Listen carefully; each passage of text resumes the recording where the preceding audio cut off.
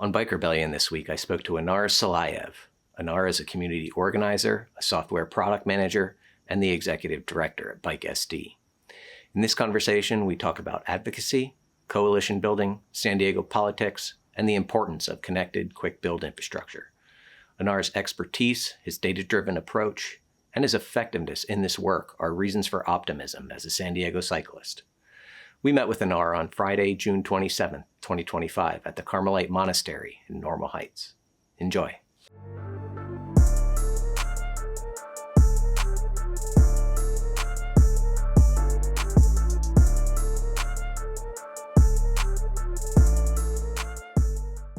This week on Bike Rebellion, I'm speaking to Anar Salayev.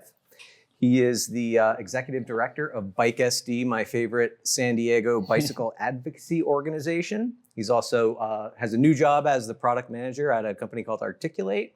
And he's also a board member at the Uptown Planning Group in Hillcrest. And if you could just introduce yourself and tell us your other credentials and what you're passionate about. Sure. Yeah. Should I look at the camera, by the way, or should I look at you? Whichever you prefer. Sure. Whatever. So usually we I should. It's conversational. No, stoked to be here, Brian, at this beautiful monastery here in the very northern tip of Normal Heights. Yeah, very cool spot. Yeah, and we got some nice shade here too, which is prime for a day like today. Like you mentioned, I am the executive director of Bike SD. I am also the secretary on the board of the Uptown Community Planning Group, which represents Hillcrest, but also University Heights, Bankers Hill, Medical Center, and Middletown. So all those neighborhoods kind of to the west. Oh, and Mission Hills, of course, who can forget? To the west of Balboa Park. And then I'm also the District 9 appointee on the City of San Diego's Mobility Board, where I push for safe streets and better infrastructure through that venue as well. Great. Been the executive director since October 2022 now. And before that, I was on the board for a few months. And before that, I was just a nascent volunteer at Bike SD. And I loved it so much that I started running it. No, that's great, man. It's been an organization that I've been sort of involved with a light touch for a long time. And I've been getting a little more involved in it lately, since you've sort of taken over, as it turns out. But the work is obviously very important and something that we're all passionate about, and we're in lockstep and really wish to support you in any way that we can. So you've been, are you like a lifelong cyclist, or was there a time at which you were not a biker? No, I am pretty much, I could say, a lifelong cyclist. I learned how to bike on two wheels when I was 5 with my grandpa, actually. And I remember the day, like we would go on a bunch of bike rides around the park and stuff. But I remember one day we had like taken off my training wheels, and he would hold on to the back of my shirt to provide like support as I would ride on two wheels. Yeah. And one day we were on the basketball courts, and I was like riding, and the whole time I thought he was holding onto my shirt because there was a little like crimp that he left on my shirt. And like at one point I looked back expecting him to be behind me, and he's like 50 feet away. I'm like, holy shit, like what? I've been riding on my own. And like he was stoked, I was stoked. And then since then I've been, making it a point to like bike with my friends like around, I'm from the Bay Area, this small little bedroom community called Union City, which is on the East Bay. And despite it being tiny, it is connected by BART, which is kind of nice, which I'll get into a little bit later. But so the second I could ride my bike, I was biking like every day. Eventually I would bike to school with my friends. I would just ride around the city to adjacent cities. And then eventually I got a little bit into like mountain biking, and then I got a fixed gear like everybody else in the early 2010s. And so I was like bombing down hills on a fixie in San Francisco.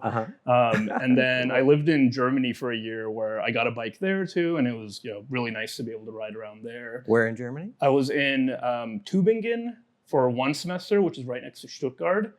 And then, or not right next, maybe like 45 minutes away. And then the second semester I was in Konstanz, which is right by the Swiss border. Lake Constance. Yeah, in the city. Been there. It's awesome. It's beautiful. And so, there I was biking a lot too. And it really helped that they had a super robust public transit system too, where I could bike, bus, train, and walk everywhere I needed to go. So really throughout my life, I feel like the bike has been a constant. There was a point in my teen years where I was admittedly the first to get my driver's license. Mhm. And so I inherited, or my dad handed down his minivan, a Toyota Sienna, and it was a 7-seater, and I took out one of the seats in like the middle row, and I had like all of my friends packed in that, and like it was the car because I was the only one with a driver's license. So Right. there was a few years there where I was like pretty gung-ho about driving, Yeah. but sort of on either side of that, a lot of biking, various types of bikes. And more recently, it's more about like commuting and running errands and things like that. But it's definitely something I hope to continue doing, barring any major incident the rest of my life. Yeah. I think, the way that you and I bike nowadays for mobility and transit, it's something that sort of gains momentum in your life, and unless you would be like really injured God there forbid. or something like that, it's something that you really want to continue throughout your life. It's not something that I'm going to give up, Right. just to go back to any other form of transportation, I wouldn't think. But so your sort of formative years were in San Francisco, and then going to Germany probably really taught you a lot about what infrastructure can be. And you grew up in a place where probably there wasn't a lot of infrastructure at the time. Certainly not right? in Union City, yeah. Yeah, Mhm. yeah. And San Francisco's, probably developed over the past 15 or 20 years. But before that, I don't think it was as bike friendly as it should. Oh, for sure. Yeah. Sort of like the paradigm of like bike friendliness that we know of San Francisco today, I feel like is a much more recent development than a lot of people think. Yeah. And yeah, Union City, the little sleepy suburb I'm from, maybe had a couple of like class 2 bike lanes painted here or there, but nobody was seriously cycling around there. I mean, I would with my friends, but that was like in parks, on trails and sidewalks. Yeah. But yeah, I would say going to Europe opened my eyes initially to what like maybe better urban design could look like. Yeah. But even at that age, because that was in college, I don't think it was something I was really like cognizant of. Yeah. I biked there. I took transit. I took the trains, and like it was nice because it was really the only option. Like I couldn't rent a car super easily. Right. It's inconvenient cars. Exactly. There. Yeah. And when I did rent a car a few times, I got a ton of tickets because I didn't know the rules of the road. Right. There was one time in Budapest, we parked, and the next day we come to our car and there's a boot on the car. Just silly shit like that. Yeah. But yeah, I took all these different forms of transportation, but I wasn't really thinking about it. It was just like easy, and it was the best way for me to get from point A to B. Yeah. And then only recently did I realize like, oh, there was a reason it was so easy, because they've been investing money into it and making it safe and making it go everywhere you want it to go. Right. And so I feel like that realization is definitely more recent in my sort of trajectory. But I think, living in Germany and traveling around Europe and then Asia also really opened my eyes to just different ways that cities can form than what we're used to here in North America. Yeah, it's travel in general, especially if you're traveling to places that are what I would call sort of developed, like Japan with their sort of infrastructure and sort of older civilizations, if you will. I mean, this doesn't even feel like a mature civilization at this point with sort of the infrastructure that we have at our that we've built and have been using. It just feels very sort of rudimentary still. Yeah, which is interesting. So, what are the reasons why you bike? If you could name 3. 3. I think the number one. A lot of things are related. But right. No. Yeah. I think the number one reason that I enjoy biking for me is that I get to enjoy like cities and neighborhoods in a way that I wouldn't be able to otherwise. When you drive through a place, you're doing exactly that. You're driving through it. Whereas I feel like when you bike, when you walk, even when you're taking the bus, because you're not stressing about driving, you're kind of just enjoying the passing city, you're able to experience these places in a different light. and to really like engage with the city and the community in a way that it's more difficult to do if you're just driving through it. So I'd say the number one reason I like biking is that. And so just that experience. Like that sort of human level experience. And so I make it a point whenever I travel to rent a bike, or if they have some sort of like bike share or scooter share, I am on it immediately. And I just find that since I've made an effort to do that, the way I've experienced all these different cities I've been to has been almost magical. Where like I'm buzzing after. I'd say that's number one. I agree. I do the same thing when I travel, where we'll go and either rent bikes or, like you say, do bike share. And we've done, Nashville and Austin and a bunch of really cool cities, plus some places in Europe that way. And the sort of texture that you get from the city, I think, is much different. Like for example, in Lisbon in Portugal, your experience of that city in if you're traveling around by car or they have a decent train system there as well. But it's completely different by car than it is by bike, and the two experiences almost can't even. Oh no! Especially in those older cities too, because they have like old city centers where, in a lot of cases, they might not even allow like vehicular access.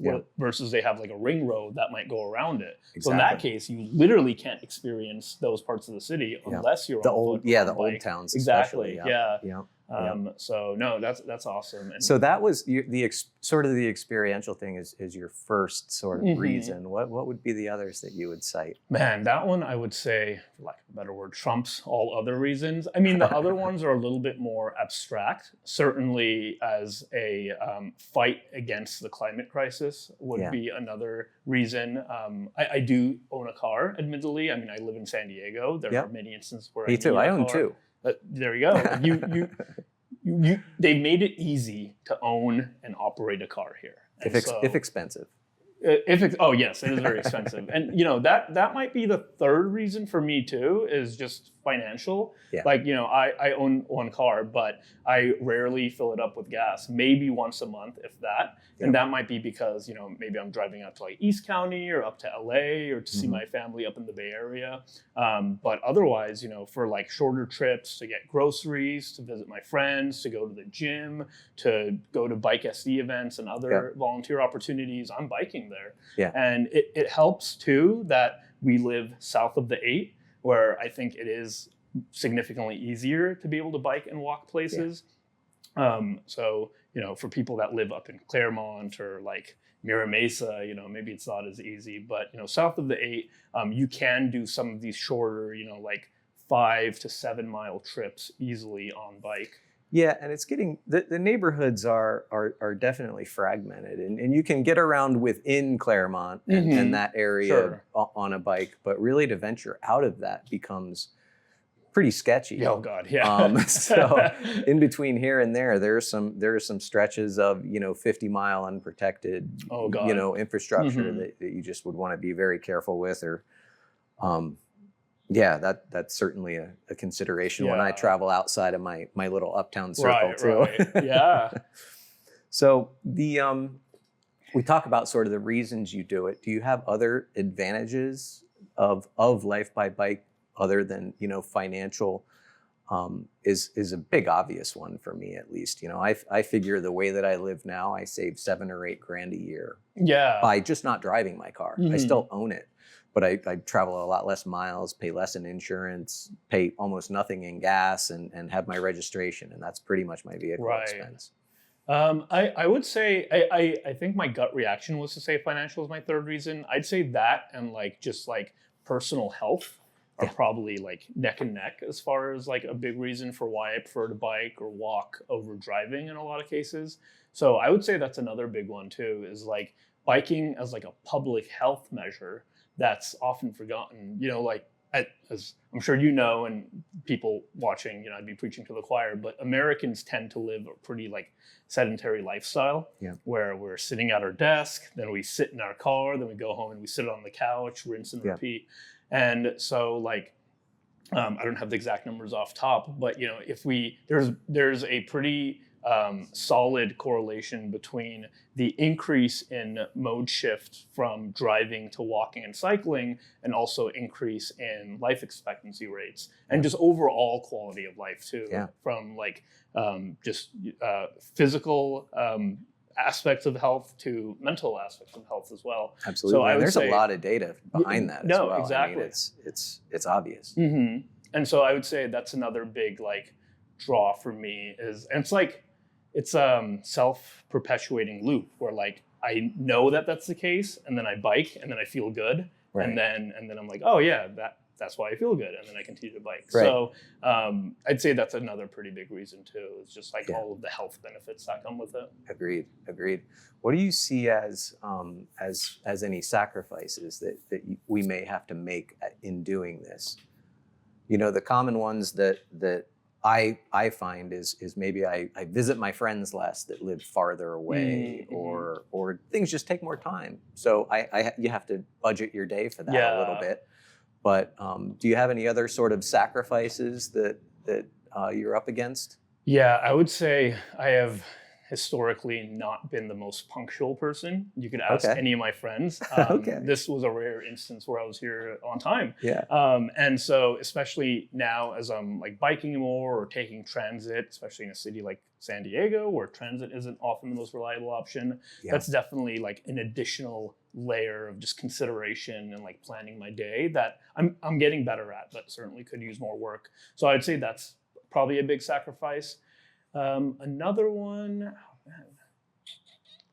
I guess, well, this one's kind of silly. Sometimes I have a dog, and like, sometimes I would like to bring her with me on my bike. And I know there are a bunch of like options to do that, but I just can't bring myself to take her with me on a bike, knowing there's a risk of her getting hurt.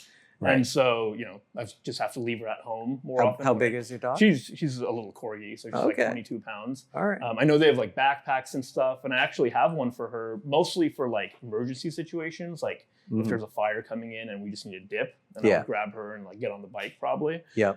But like for taking her around town, I'm just like if anything happens to her, she never gave me her consent to ride along with me, and I could never live with myself. So I guess that's another sacrifice, is like not being able to take my dog places. We might be able to help you with that. Oh yeah.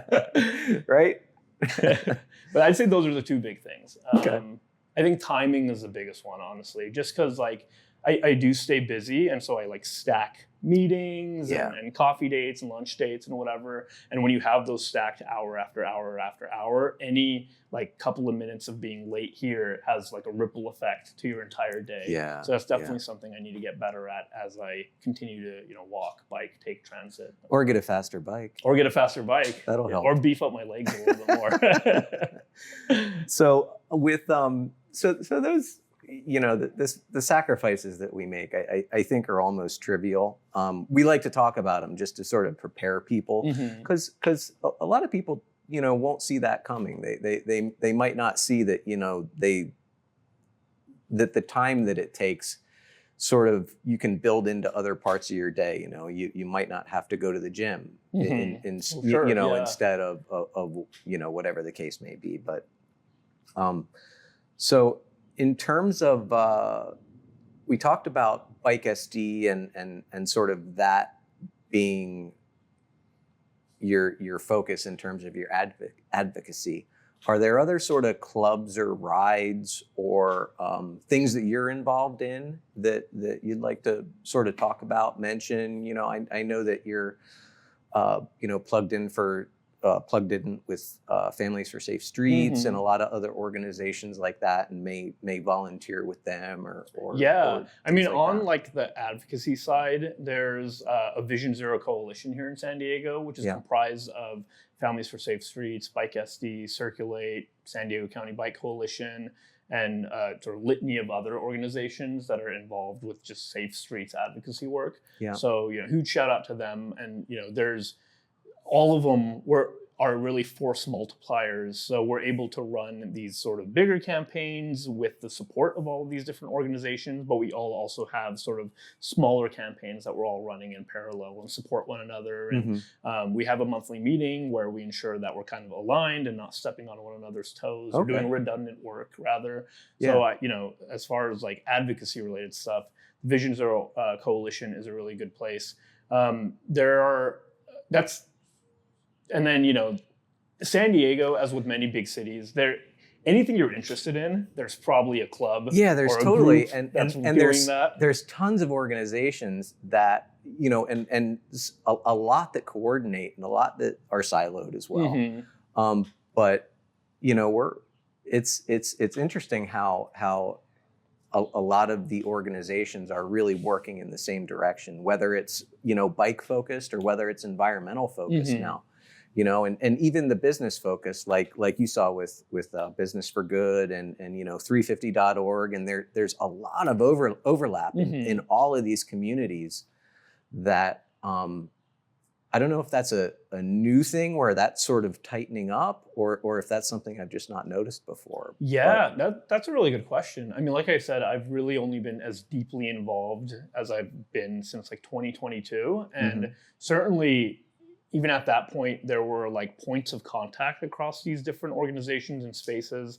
I don't know that we were working so closely together. I think we've realized how much more we can get done if by we're working networked, together. right? Exactly. Yeah. And so, it would be interesting to like get a rundown of like the history of like advocacy and like political spheres in San Diego and see how that's looked historically. But we definitely work very closely together and support one another, not only in person, but across like digital media too, whether that means like liking each other's comments on some like hate posts on Instagram or like or like reposting our stuff across social media or making sure like any event we have is in someone else's newsletter and vice versa. Like that support really goes a long way in just widening the overall reach of our message. And also showing that we are, have some, I guess, solidarity with one another. The ability to collaborate that's so important. I think going forward with all of these organizations, the more that we can sort of network and help each other, just the more successful we'll be across the board. It's all kind of the same fight.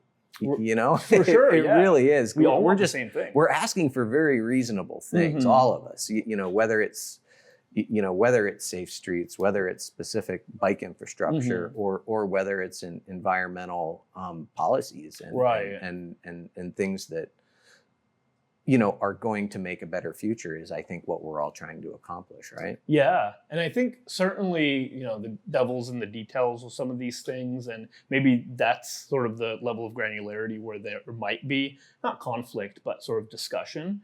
But I think it's to a point where a lot of these orgs just trust one another to act as a force multiplier.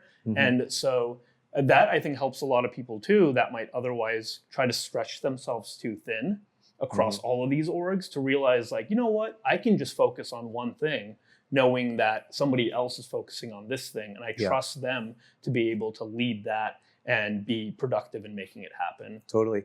And that sort of that whole network of organizations, I think, is a breeding ground for sort of a new political sort of. I mean, that's what I see with what you and Jason and John and you're doing with Uptown Planners. Getting involved in the political process is because I go to city council meetings occasionally. I go to like North Park planning committees and stuff like that, and it's pretty bifurcated with sort of the older generation and you guys basically. It just kind of is that way It right is, now, but what we've found too is like, okay, I think the housing war in San Diego is in some ways over or dying. Like, housing is being built, infill housing is being built, and these neighborhoods are densifying.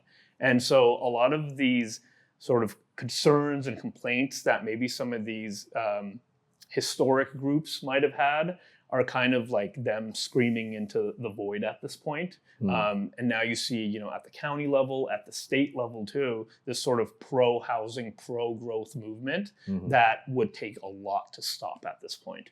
And so the momentum's going in the right direction. The momentum's going in the right direction. So for me, that I'm able to take like a breath of relief and be like, okay, maybe I don't need to get so riled up about all these housing conversations because it is going in the right way. And that's because of a lot of organizations like EMB Dems, like Circulate San Diego. And they've really been at the forefront of pushing this forward here in San Diego. But because of that, now we're able to focus on safety. And so across some of these community planning groups and at the city council level, I found this message resonates sort of across the aisle, for lack of a better word, where groups that might historically categorize themselves as YIMBYs or NIMBYs tend to all agree on safety. And so now, being on Uptown CPG and also having worked with sort of a slate of candidates, sort of new generation candidates that are now, in North Park, in downtown, in South Park, even up in La Jolla, over in Navajo, which is like the Grantville area.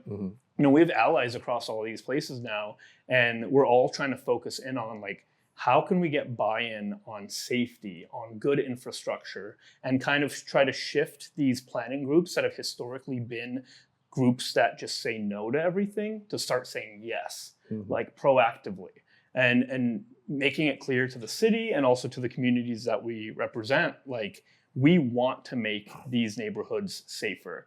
And we want your buy-in and we want you to be involved with doing so. How can we make that happen? And so that's really, I think, the new sort of framework that we're trying to approach some of these conversations now is really focusing on safety and getting buy-in across the board. That's great, man. It's cool that how you're sort of all working and you're sort of not infiltrating, but you're getting appointed to these boards and we'll eventually sort of build political momentum where we'll have a bike mayor, where we'll have a really safety and transit oriented administration and city council and that, and hopefully Sandag at some point too. And I will say we are getting in that direction. Like, shout out to Councilmember Whitburn and Councilmember Ella Rivera and Councilmember Lee. Like, the way they have been voting and the resolutions and policies that they've been pushing forward over the last couple of years have been really promising in laying the groundwork today for a safer and more vibrant San Diego tomorrow. Yeah. So what you obviously ride mostly uptown area. What percentage of the time on the road that you spend would you consider safe, protected infrastructure? Yeah, I mean, to your point, I do primarily ride in like the uptown, mid-city, like park neighborhoods area. You're able to pick your routes, obviously. I am, and you know the infrastructure better than most people. Yeah, and I've been, I've been fortunate enough to sort of choose where to live based on how close I am to this infrastructure. Right. So my expressway is Mead.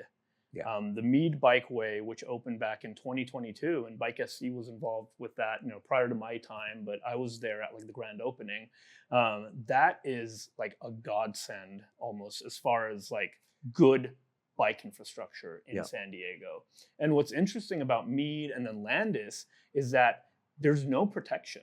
They're not class 4 bikeways. It's just they've slowed down the entire corridor so much using speed lumps and roundabouts and chokers and other sort of small improvements that even though you're sharing the road with cars a lot of the time, it feels safe because they're going so slow, or they're straight up avoiding that road now because of how slow you have to go and maybe going on El Cajon Boulevard instead or going on Adams instead. It'd be really nice to shut those roads down. I mean, that's Wouldn't the that dream. But build a couple bridges and gosh, God, it would change things completely. I mean, if we're talking about shutting down roads, I would prioritize any of those within and around Balboa Park first. And so that's obviously the 163, Park Boulevard. Yeah. Even 6, I would love to see pedestrianized at 6th some Avenue, point. yeah, Yeah, totally. on Bankers Hill. Yeah. So if we're gonna start anywhere, I would say that's the place to start as far as shutting down roads. So you live out this way, Kensington, Normal Heights area. Do you ever use the bike path that goes down the 15? Yeah, Do no, you? I have. It's interesting because once you are on the northern end, it literally just says, and it's so silly that Sandag You're on does your this. own? Basically, It's like skull and yeah, crossbones? exactly. Good luck. Yeah, no, it's like, bikeway ends here. It's like, go fuck yourself. But yeah, no, Try I have. getting to the stadium from the bottom of Oh that my bike God, trail, right? no, God. Yeah, no, I have a few times, and I mean, it's amazing when you're on it. I find that I don't know if there were cyclists involved in the design of that, but I rode that probably 15 or 20 times since it was built, and the last couple of times I'm like, I'm never going to do this again, just because I was going down to the SDSU stadium at night, sort of thing, and I didn't have an incident. But if you're going up that and somebody's coming down that at 45 miles an hour or something like that, just bombing, it's pretty dangerous. And then when you do get to the bottom, like I say, you're just on your own, which it would be nice if that was connected. And I've written a couple letters and done the advocacy end of that, but it's no, and I mean, it's years. Same with Texas. I mean, they added Class 4 protection to Texas, I believe, a couple years ago. They painted Texas recently, which was awesome. They actually, green-lined the whole thing, and that it would be nice if they had some delineators, but yeah. But then again, once you get to Mission Valley, it's like, well, good luck. And then you're on Qualcomm, or you have the overpass over the 8 and then Qualcomm Way, which is not great. And then now we have Bachman opening. On Monday, I believe. We need to verify, but Monday, Bachman's opening. Tuesday, Bike SD is leading the first Bachman Place ride. So hopefully we'll see you there. Yeah, definitely. That's Tuesday, July 1st. And, that's another instance where I know Sandag in their plans are doing some additional work on either end of Bachman to make it safer, both in Hillcrest and in Mission Valley. And I think it connects to the Fashion Valley Transit Center. So we'll see how that turns out. But that could be another instance where you have this really nice bikeway going down the hill, and then you're in Mission Valley, and it's like, figure it out. So we'll see. Hopefully not. But there is definitely a gap in how we connect sort of the Central Mesa to Mission Valley today, especially with all of the transit centers there. And it's like, well, and like the shopping. I mean, there's a lot in Mission Valley. I mean, there's a lot. Number one, there's a lot to do there, but there's actually like things that you don't find in Uptown there.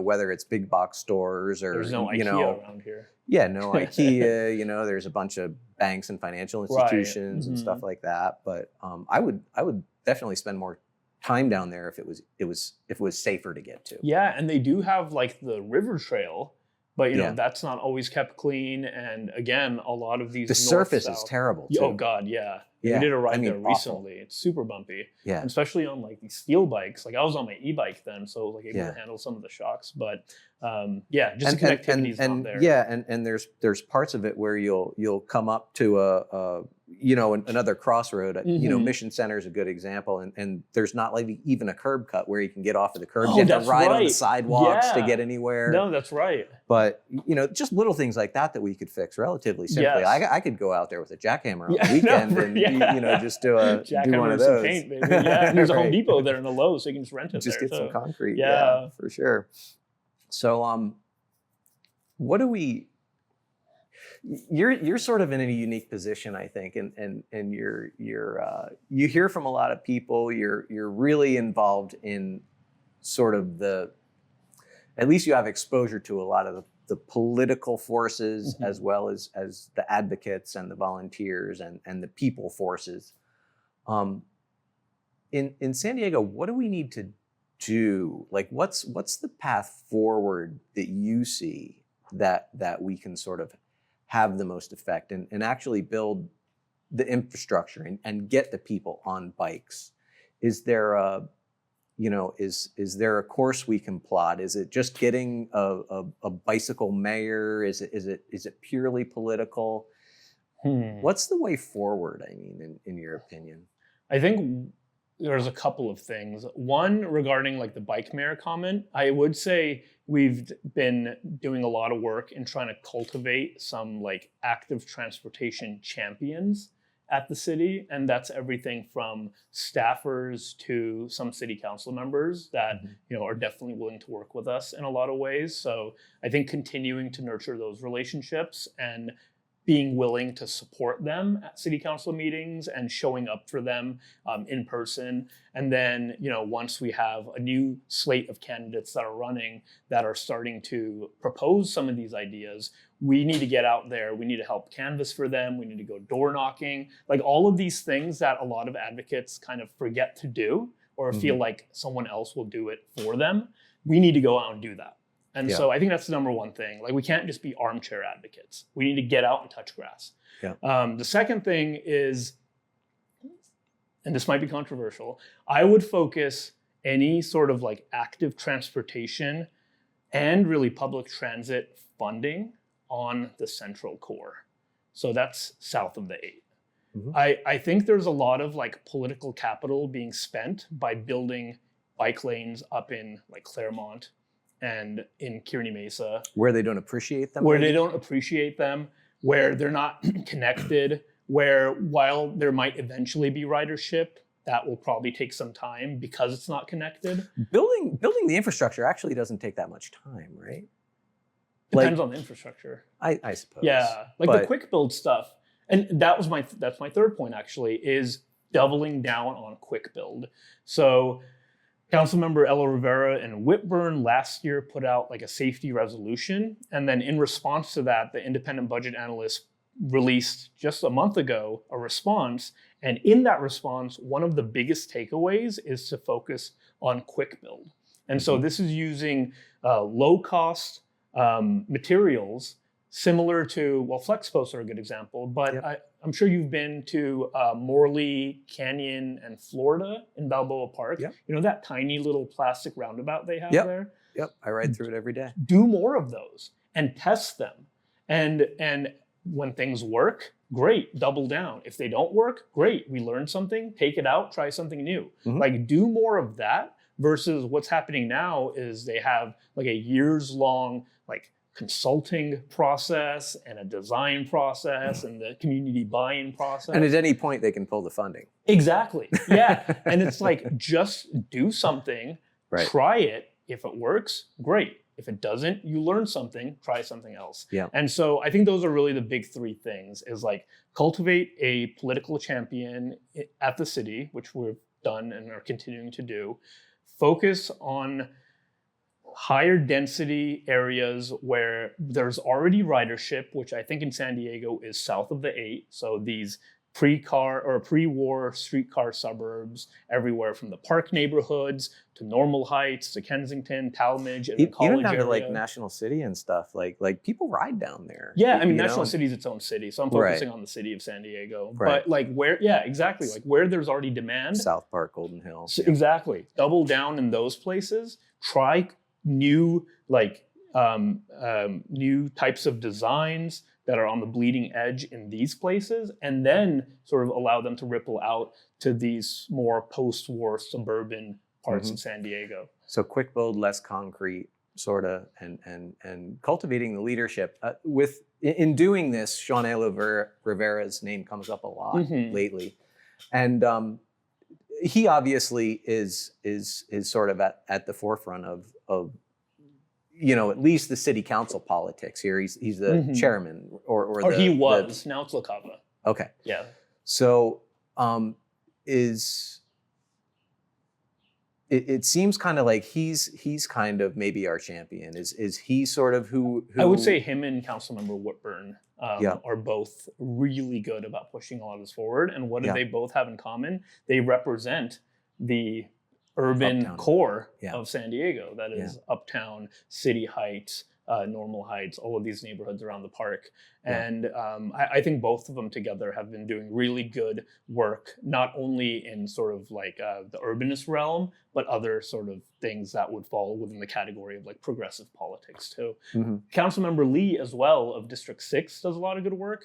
And he was actually, I'd say, one of the driving forces of the university community plan update, which was approved, I believe, 2 years ago.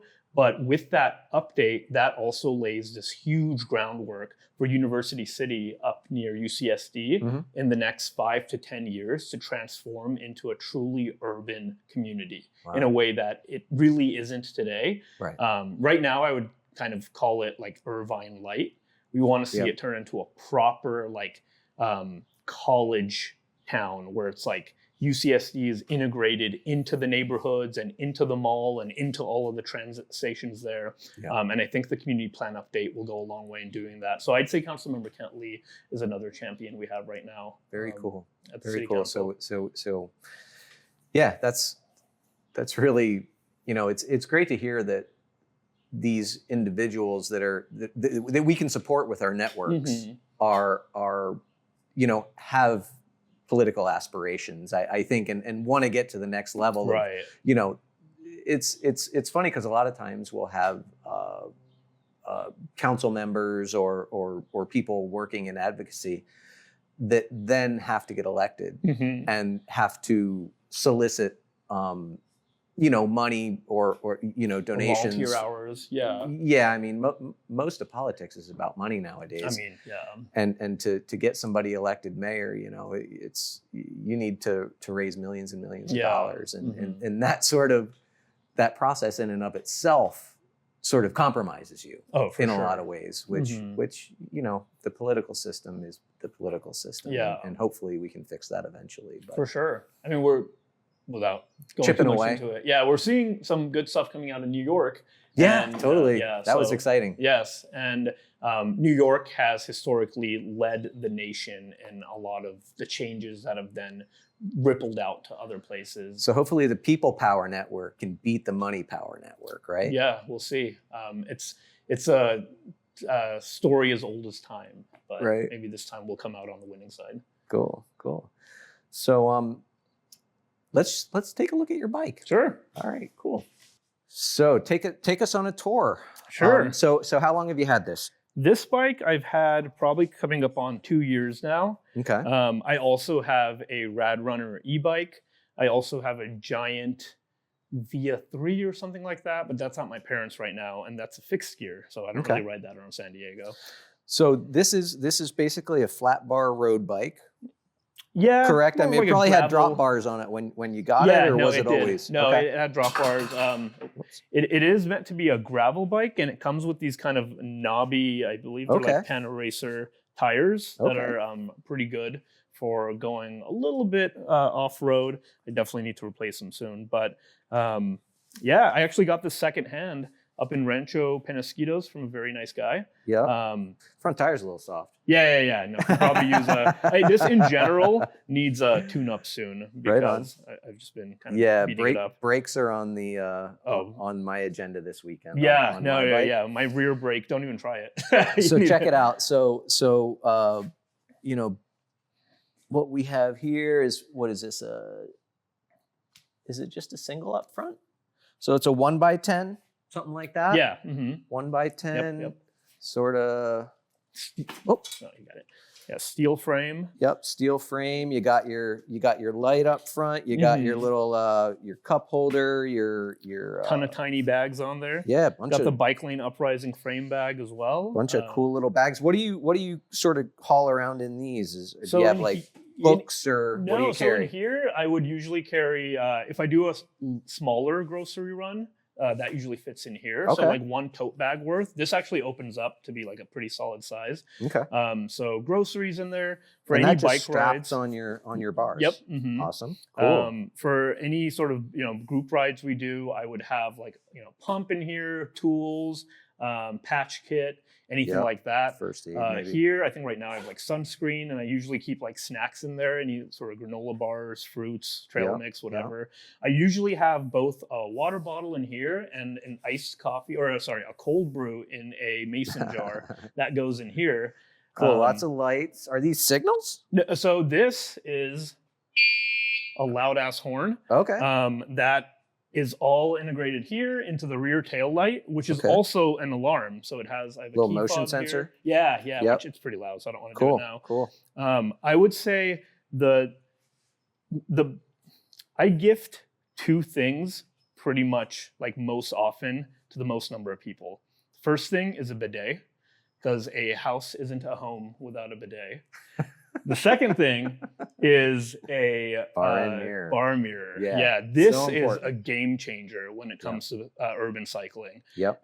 Just having one is sufficient. Having two is nice too, but just the having left one, one. yep, Yeah. on the drive side is an absolute game changer. I do the same thing, and you know, for new cyclists especially, this type of accessory is incredibly important. Mhm. Like it's not something that you see on a lot of even experienced cyclists. No, I mean they usually have the little like what is it the Yeah, the little helmet mirror on yeah, the but I helmet. find that that's a little intrusive. Yeah. This is perfect for me. Yeah, and with this, everything's sort of your horn, your bell, you know, all that stuff is right in your cockpit where you don't have to move your hands. A lot of times, you know, you'll see somebody's bell here or Right, here or something right, like that where yeah. you gotta.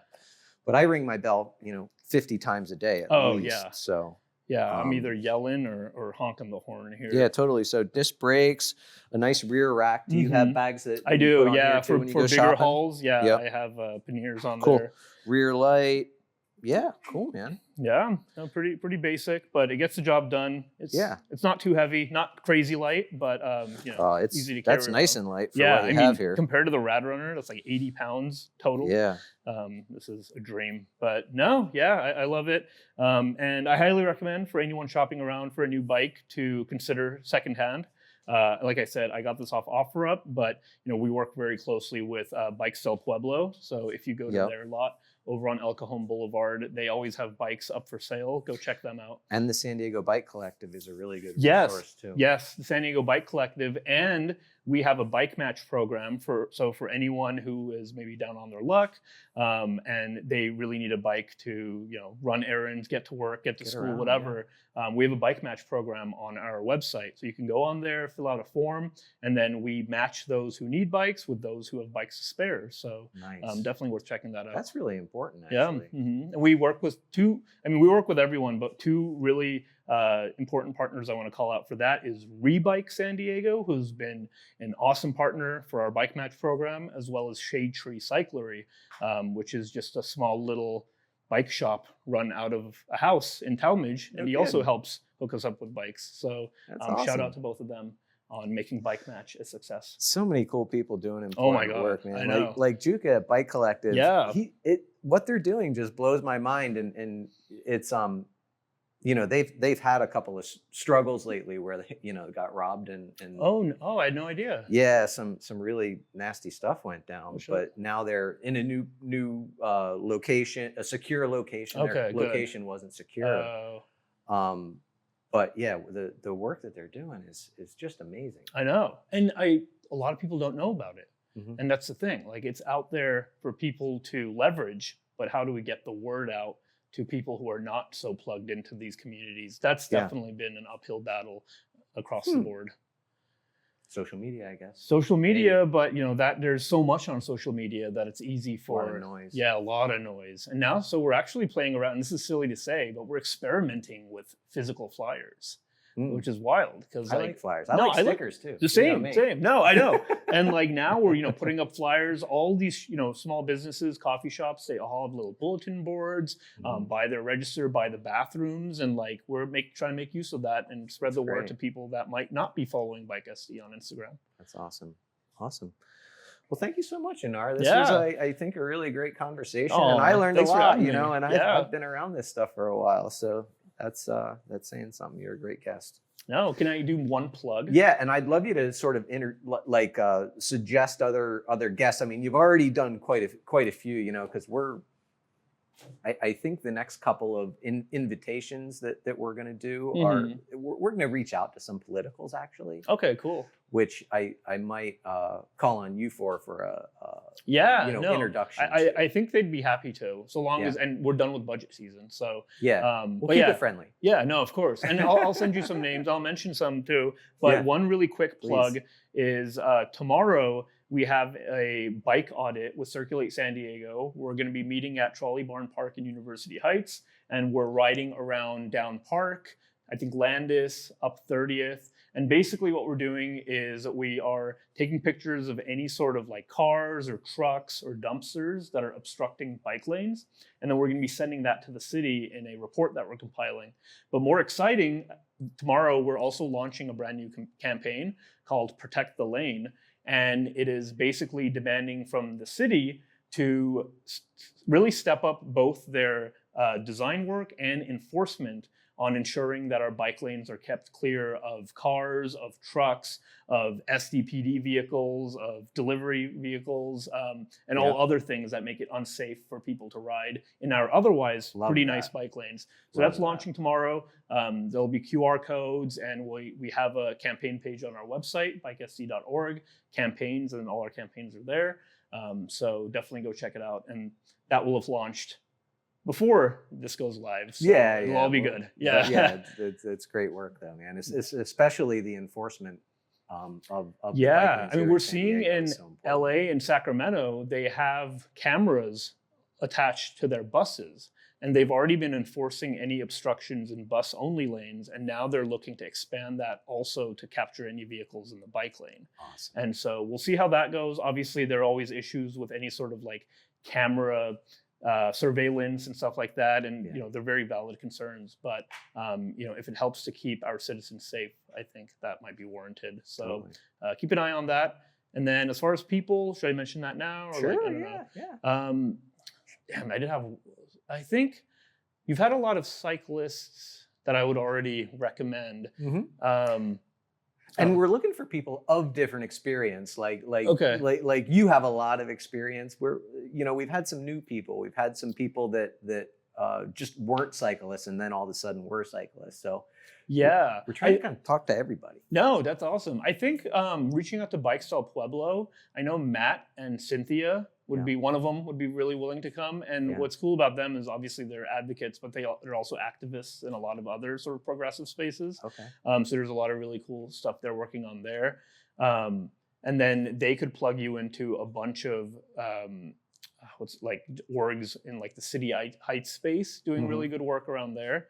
So I would recommend reaching out to them.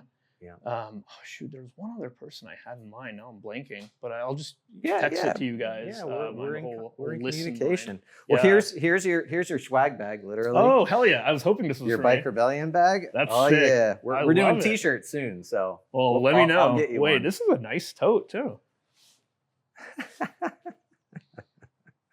Hell yeah! Cool. Well, thanks again. No, thank you. Really good times. Thank you guys. All right.